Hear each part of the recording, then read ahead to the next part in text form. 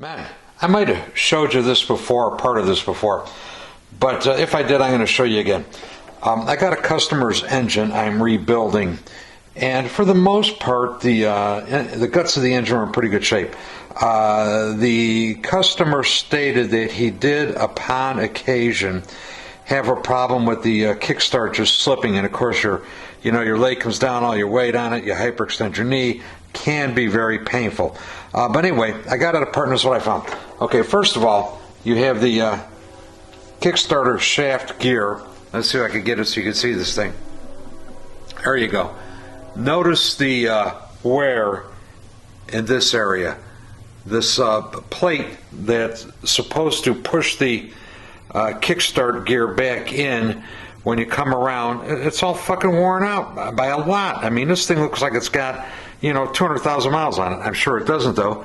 And then on the other side, the other extreme of the travel, you got the same thing going on. So this happens to be one of the V-twin Sifton branded parts. This is not a Tom Sifton part. Apparently V-twin bought the naming rights, and they're now Sifton used to be a quality manufacturer, but now they're making junk. And if you take this thing and put it in a vise, this is supposed to be hardened steel. So I'll just pick a random spot.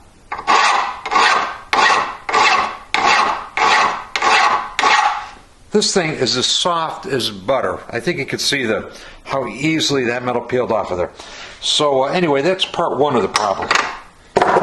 Part two of the problem, and this is going to be almost impossible to pick up on camera, but I'm going to try to show you anyway.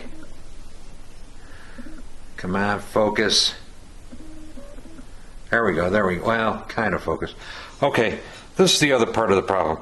These are the teeth on the ratchet plate that engage the Kickstarter gear.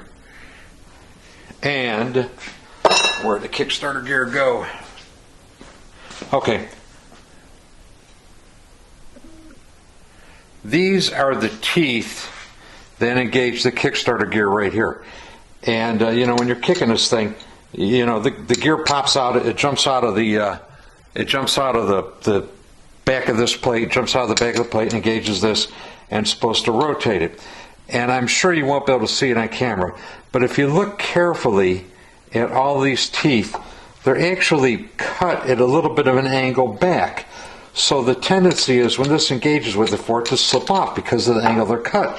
And if you see these marks over here, somebody's been in here with the Dremel tool and they've tried to back cut these a little bit so that when this gear hits it, it wants to pull it in.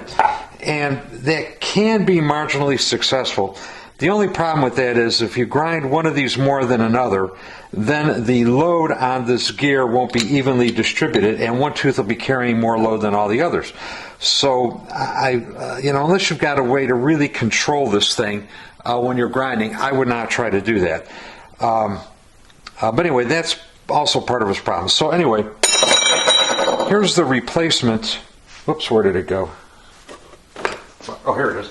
Okay. Here's the replacement part, and obviously these have been drilled off the back of the clutch up. Here's the replacement part, and you're probably not going to be able to pick this up on camera, but these teeth on this are much more square to the plate, and they even have maybe a tiny little bit of back cut on it, which is all you need.